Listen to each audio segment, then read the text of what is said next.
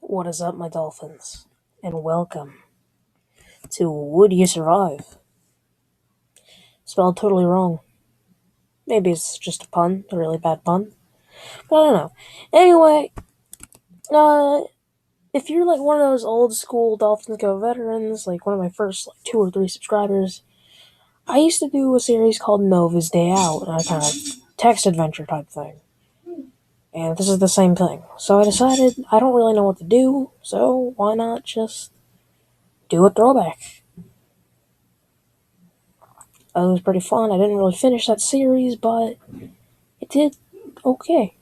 And I'd like to do a bit of a throwback to kind of commemorate the old days of when my channel was terrible. So let's get into it. Click here to start. Alright. Over 300 nervous passengers, boys, are on board, all of whom are getting increasingly concerned as their plane experiences turbulence. Several of the women are holding their children closely, but praying they reach their destination, Budapest, the capital of Hungary. Seated at the back of the plane, float on the face of a young woman by the name of Summer. Normally, she is smiling, optimistic type. She is still smiling, but even she can't disguise her concerns. Several seats ahead, former military vet Mason is at. Despite his years of terror, war situations, I can't read today. He too is visibly distressed. Sweat drips onto his hands as he anxiously fidgets. The sight of a family seated across from him praying together has him contemplating his atheist beliefs.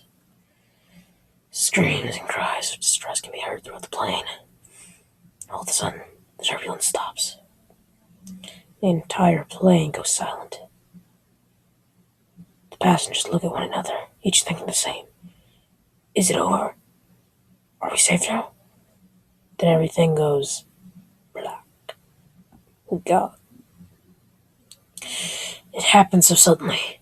No one even has a second to blink, let alone react. The engine stops. Seconds later, the plane violently crashes, breaking into several parts from impact. Choose a character. Atheist war hero or optimistic pretty lady? We'll go with the war hero. Screams can be heard from a distance, waking an injured, disoriented Mason up from his state of unconsciousness. The screams cease. Every second his eyes open. Hours have passed. Mason is lying on the ground alone and isolated in the middle of a forest, with nothing inside, apart from trees and hedges. Mason wonders to himself, how did I get here? Where is everyone? Blood is running down his head.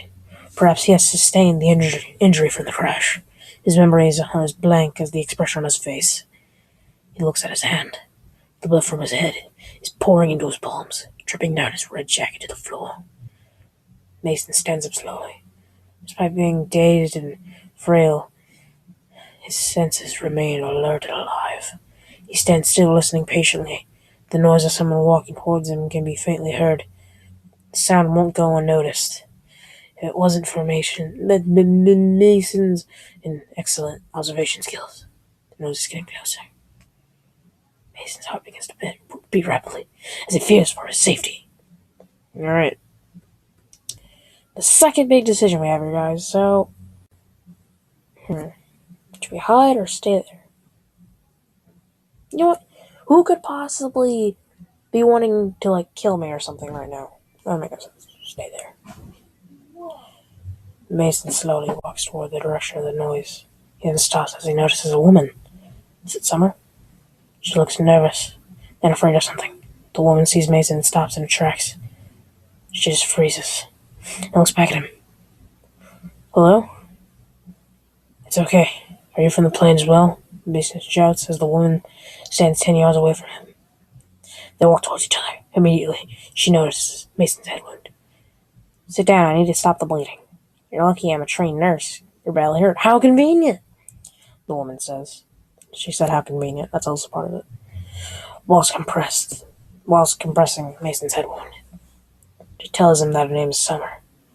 and that she has been looking for the survivors from the plane. An hour passes.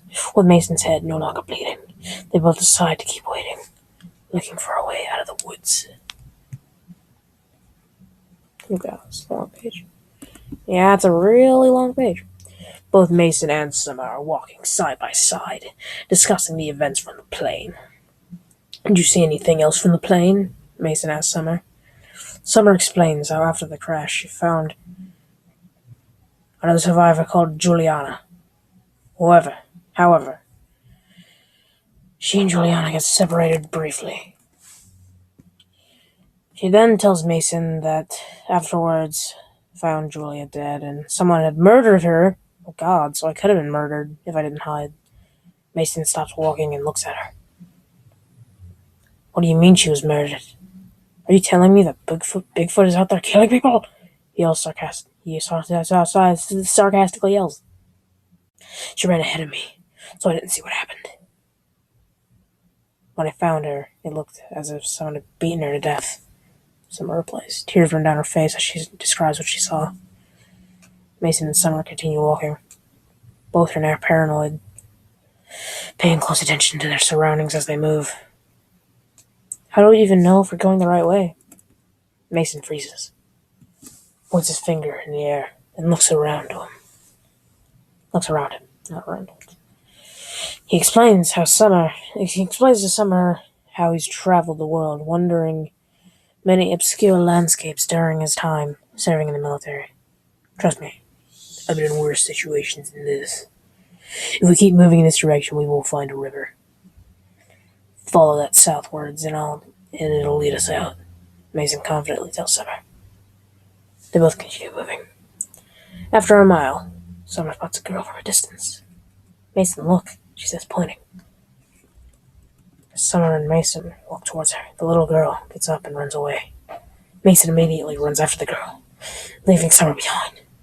Should I follow Mason and run after her, or wait here? Summer thinks first. Okay. So, it appears that our best option currently would be to, because why is this even an option? Because I think Summer would kind of get enough PTSD from her only friend for about 5 minutes getting murdered by a mysterious Bigfoot to stay together with people. Or maybe they'll both die. I don't know. All I know is we found a random little girl that's probably from the plane crash or is Bigfoot's little sister or something. My perspective on this is that we're probably going to be led into some crazy shack by a stupid little girl and we're going to get killed horrifically in some freaky, plot twist kind of type thing. It's like, that little girl is Satan. I don't know. Let's follow Mason. Summer follows Mason, eventually overtaking him. When she catches up with the little girl, she tackles her to the ground. Oh god. This little girl is about to be Satan. It's okay. I'm not going to hurt you. I'm just going to. Oh yeah. Just oh yeah. I'm not going to hurt you. Okay. She says to the little girl while holding her. Mason catches up with the two of them, looking physically exhausted from chasing her. I'm gonna kill you. His hands are on his hips. All exhausted from chasing her. His hands are on his hips. All exhausted from chasing her. He's bent over, gasping for her penis. His mouth wide open. Oh my goodness. Holy mackerel! You both. You're in the war, man. What is this, Call of Duty, where you can only, run for 15 seconds and do a freaking 420 no-scope off a bridge and then scream, "Oh, baby, it's triple!" while your parents have sex in the background. Is that what we're gonna do? Because I will kill you, you mother... The little girl. Good. Claw doesn't say a word. She appears uncomfortable around Summer and Mason, despite their attempts to befriend her. A nod or shake of the head is the only response Summer gets each time she asks the little girl a question. The three of them continue walking, Mason leading the way, while Summer speaks to Natalie. Did I miss something, or... How do we know her name?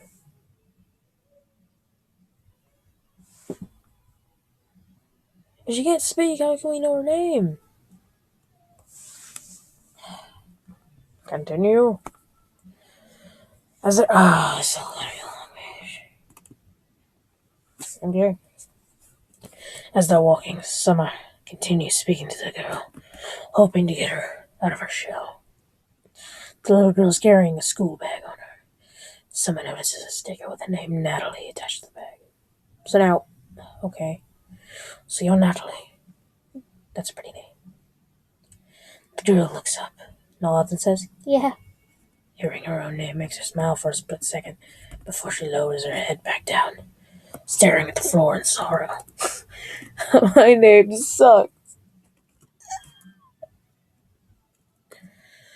After walking several miles, Mason decides that they should sit down and rest for a bit. As Summer is sat beside Mason on a fallen tree, Natalie is sat several yards away. Natalie pulls out a pen and paper out of her bag and begins to draw. "Oh, how cute! She's a little artist," Summer says to Mason.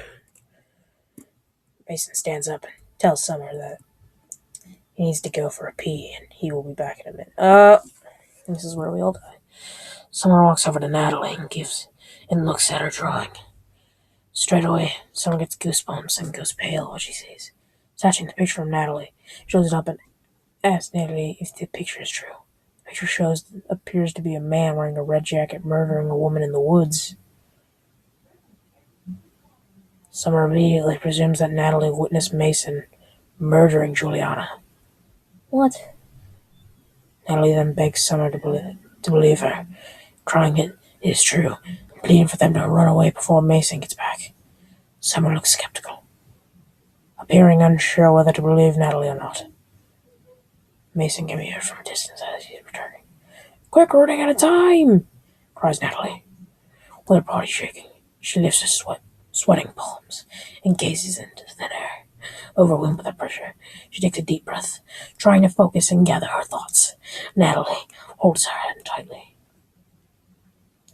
repeatedly pulling at her arm as Summer continues to stare into the blankness. Time is running out as Summer contemplates what she'd do next.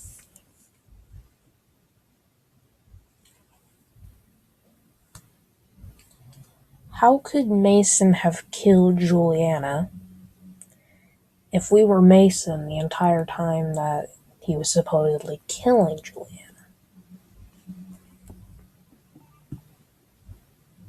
Find out next time in another exciting episode of Dragon Ball Z! Stay away.